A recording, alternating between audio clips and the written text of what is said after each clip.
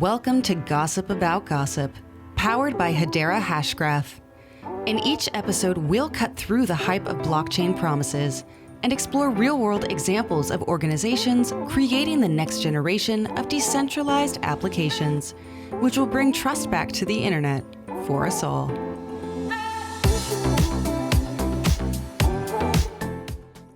Hello, Hedera community. Welcome to the latest episode of Gossip About Gossip. My name is Zenobia Godschalk, and I am the SVP of Communications at Hedera Hashgraph. Today, I am delighted to be joined by a longtime community member, contributor, developer, Jim Nasr, who is the CEO and founder of Acor. Hi, Jim. How are you? Hi, Zenobia. I'm doing well. Great to reconnect as always. Yes, beautiful sunny day here in Georgia. It really is. So, Jim, you are a beloved member of the Hedera community. For those who are newer to the story, can you share a little bit of your journey, how you found Hedera, how you've been working with both the platform and the team over the years? Yeah, thank you. I appreciate you saying that. I'm not sure if I'm a beloved member, but certainly enthusiastic and hopefully contributing. The story really goes back to the very beginning, to be honest, to I think the fall of 2017. I think that's when, if I recall correctly, that's when the TechCrunch, video came out and the first public sighting of Lehman and Manson talking about swirls at a time, and it just so happened at that moment, during that period, I was at the CDC and I was the chief software architect there. And we were actively looking at various blockchain type solutions. And we had built our own Ethereum network. We were doing a project there. And, so it was on my radar to be looking at what options are out there. And we had investigated a number of other alternatives. But really, my feeling all along was that for the kind of problems we were trying to solve in public health, healthcare in general, life sciences later on, what was needed was a technology that was scalable. It was fast and near real time, economically affordable. Could be abstracted, as plumbing, and kind of part of the infrastructure. And without that, it would really not move the needle in healthcare. That was my premise. I think as time went on, I certainly kind of voiced that premise and that opinion, and went through a whole phase with enterprise blockchain and things like this.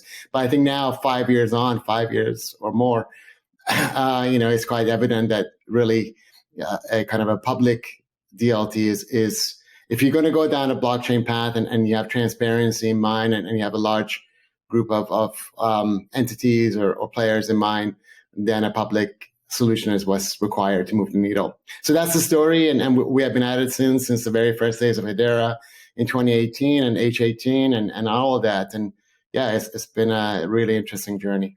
Well, and I think, you have come at it at a time where there is an increasing need for, you've talked to me about the concept of computational trust, right? And especially in healthcare, especially as things have evolved over the course of the pandemic, I think we see sort of that trust at potentially an all-time low, whereas we also see the need for an evolution of our healthcare systems and processes and demand for that like you've never seen before. Yeah, no doubt. I think this concept of trust, is one that's becoming a little bit more understood by different factions. I think people are understanding the role of the individual within this, and I think certainly this Web 3.0 movement and this idea of systems of truth, is echoing that and resonating a little bit more. But yeah, more so than ever, there's so much fake news, there's so much noise, there's so many scams, there's so many kind of provocateurs, just driving their own agenda, I mean, who knows what to trust? So this idea that if you can impute computational trust, where you're relying on an infrastructure that's vetted, proven, cryptography and mathematical computation that's proven, software that's proven, it can be investigated. Now you're beginning to improve the process. I mean, in of itself isn't going to solve things. You still have to build good software. You still have to have, good practices. You still have to have governance. I mean, all of that. I mean, this within the world of Hedera, of course. But having a way to impute computational trust is huge. So, we certainly believe it. We're long in this story and hope to continue. Yeah. And the most recent announcement, sort of the other side of the coin in terms of trust is also privacy, right? And ensuring that you can keep that privacy while also having transparency. So the HBAR Foundation recently announced the Privacy Market Development Fund, which you are spearheading.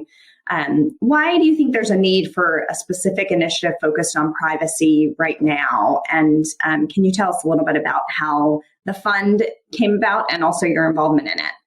Yeah, certainly. So I think firstly, to be clear, some people think it's an oxymoron to talk about public ledgers and privacy, right? And again, that was the position and the deposit that was taken with enterprise blockchains.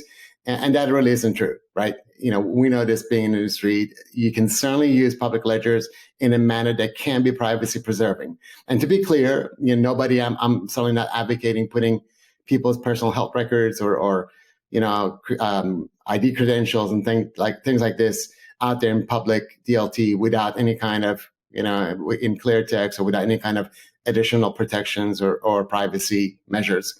And that's really, I think, where the crux of the solution is, which is that you can be transparent in some ways. You can, I think of it as breadcrumbing. You can provide breadcrumbing so you can see the trail of transactions. You can see the trail of actions that are supposed to be happening and whether or not you're compliant. There is this concept called the Hawthorne effect, which goes that, if you're being observed and monitored, you tend to behave the way you're supposed to behave. So I kind of believe in that. And so to me, that's the element of transparency. However, there's also a number of different ways using cryptography, encryption, and other ways of conventional security, frankly, to retain privacy and just expose enough of the breadcrumbing that you do accomplish transparency, you do accomplish things like state proofs, where you're proving computationally that something did happen, you are compliant, you are a good actor, without divulging privacy. And I think the intention behind the Privacy Market Development Fund is really to, one, educate around this, but also to drive initiatives. And there's across really almost any industry. This is not an industry-specific kind of concept. It could apply, in everything. I was talking to a gentleman in construction last week. I've talked to folks at NASA and in aviation, of course, healthcare, you name it. So that's really the idea was behind the fund. And I think really how it came about was the HBAR Foundation, I think, seeing the need, and then looking around to see who was already maybe working in this area. I think we had announced RiceHash, our technology for protecting rights of individuals, in data rights specifically, and starting with the idea of consent for medical transactions. So that's really where it all kind of came about. And I think we're obviously delighted to be able to drive more of these initiatives and help both mentor and kind of, I guess, really lead some entrepreneurs in this space. That there are a lot of really interesting projects. So it sounds like it may be both development of, obviously education, but development of privacy solutions, but also sort of cross industries, education or specific, privacy solutions per industry? I mean, I don't think we're going to limit it to or have some kind of a checkbox that says, per industry or for these specific industries. It's really on the merit of the individual applications and the grantees, the team. I mean, it's like the basics of any kind of a team or a project, right? And I think that's one of the things one of the areas I believe we bring in a fair amount of discipline is having built a lot of big software and lots of projects and lots of heavy compliance work and all of this government work, really understanding what it takes to deliver projects. Because, I mean, we all have brilliant ideas, really good ideas. That does not a project make, right? You really have to have discipline to deliver. And ultimately, if you don't deliver or the grantees don't deliver, it's not going to move the needle. It's going to have a negative impact. So my objective is to really kind of, I guess, institute some discipline and delivery discipline to make sure that these ideas come to life. once they come to life, it's going to help the community and all of us will benefit. Great. And Jim, so if projects are interested in getting in touch with you, do they apply through the HBAR Foundation? Definitely. Yes. There's a form and there's a, under categories, there's a privacy category and that would channel things towards us.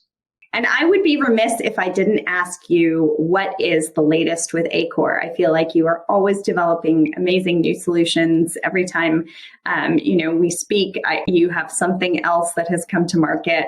Can you share a little bit about what's the latest and also maybe what might be on the horizon? Yeah. Thank you, Zenobia. I appreciate kind words. I think the latest is we are, you may have heard me say this before, we kind of consider ourselves as, if you like, the movement makers, for like a high fidelity watchmaker. So like the ETA of if you like the Swiss watchmaking world.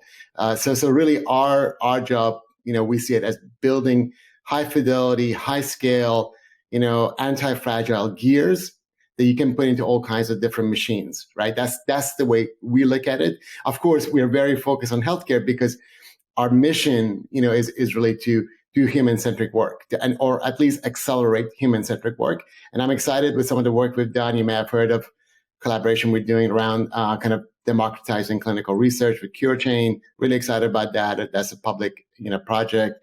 So I think more of the same, but at a higher scale and much more of a building anti-fragile things that people can just plug and play. Our thinking is, we want to accelerate the community. To do so, certainly you have people like Lehman and Mance and yourselves, obviously building the infrastructure, building specific utilities and functions and all of these things that become maybe the shared world.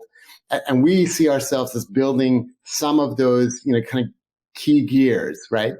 That's really kind of what's happening. I mean, obviously we're tweaking a few things. You'll see, I don't want to put any kind of cart before a horse, but you'll see some new things coming from us, particularly around the smart contract world. We've been, it's interesting, as much as we're not by any means DeFi people or whatever, you certainly cannot, kind of be in this space and not understand token economics, which is very, very big. And we have more and more clients honestly coming to us and, asking us advice on token economics and various ways to manifest it.